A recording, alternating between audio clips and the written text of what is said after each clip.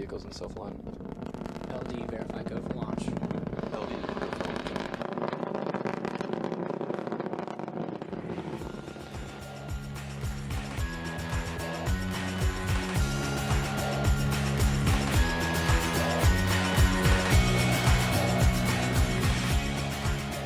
I'm Lieutenant Colonel Robert Haston. I work for the 301st Rescue Squadron here at Patrick Air Force Base. My duties are I'm the safety officer, special projects, and space operations. Primary mission of the 920th Rescue Wing is, like any other combat rescue unit in the Air Force, be ready and to deploy in support of combat rescue around the world. Our places like Afghanistan, Iraq, Africa will be, our next deployment will be in Africa this fall. There's a lot of hazardous tasks that we perform in support of combat rescue, tactical operations, formation, gunnery, landing on ships, and that sort of stuff. The most hazardous part of the job in support of the space operations are operations far offshore in bad weather, particularly when we're down low trying to get a hold of boats that may not be up on the radio or that sort of stuff. Sometimes we have to physically get down low, hover off the boat, send hand signals and that sort of stuff to get them to come up off the radio. And you can imagine very cloudy, dark nights. It's like flying around in ink, over ink. So it's yeah, that's the part of it we really hate. Since the flights are, somewhat routine, just like anything else. I mean, it seems overwhelming at first, but after you do it for a few years, you get your procedures set. The amount of preparation isn't that much more significant than what we'd have for a normal tactical flight.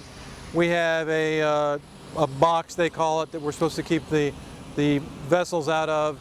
It's, or more particularly, where it's not that we're trying to keep vessels just out of this small area, we're trying to keep vessels from coming into the small area. So you can imagine the area of ocean, instead of being, say, 20 miles wide and 50 miles long, becomes 100 miles wide and 75 miles long. So at the time of launch, you don't want any boats in there in the event of mishap, or quite often there'll be jettisoned external rocket boosters, which are coming down like giant missiles anyway, and that would be, obviously, you would want to be underneath that when that happens.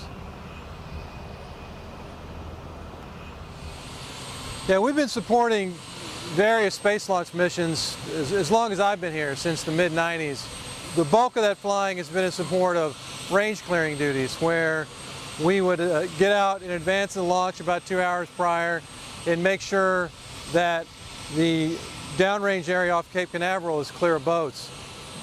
Since this is a busy port with a lovely Florida sport fishing industry here, you can imagine that it's a pretty busy job. In addition to that, with any manned launch, like in the space shuttle, we had to be ready to support any type of rescue contingency. There was 8 different types of rescue contingencies that occur anywhere from on the launch pad with the astronauts in the vehicle, to near the landing area, to hundreds of miles downrange, which is a big effort, which involved 4 helicopters, 3 C-130s, and various other support assets. The space shuttle launches, without a doubt, because of the human element involved, it's just being a part of something big, being a part of something that not just the whole nation, but the whole world comes together. You look at the typical payloads that we're putting up into space. Some of it even comes full circle. Getting to see, we'll be down in Africa, and I'll be navigating off GPS satellites that we put up in space here. We just recently put up the next to last in a series of modern communication satellites that we'll be using. So now what were once kind of old school military radios will now have the same capability your smartphone has, except we'll have that anywhere on Earth. And physically it's a really big deal seeing 6 million pounds of rocket go up, but just all the projects involved, it's just been a real pleasure and a real honor. the rocket landing, every time I say that, I have this sort of like old black and white Flash Gordon image. Land the rocket, you know, and it's for someone who's, you know, lived from birth pretty much through the whole modern space era, that's a big deal. Since the normal launch operation is to get big, heavy, flaming, potentially exploding rocket parts away from the Cape, to have one come back is a big deal. The bonus is that the part that's coming back is a much smaller part of the rocket, just enough to land essentially the first stage engine, not put giant payloads into space. So obviously bringing it back adds a risk. The fact that it's much smaller reduces a risk.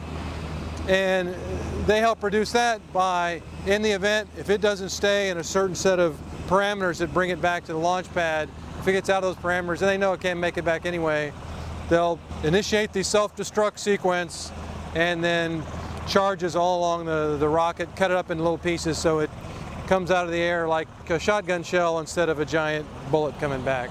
So yeah, there's been several meetings already, and it will be a lot of aircrew briefing as far as how we're going to handle that specific arrangement.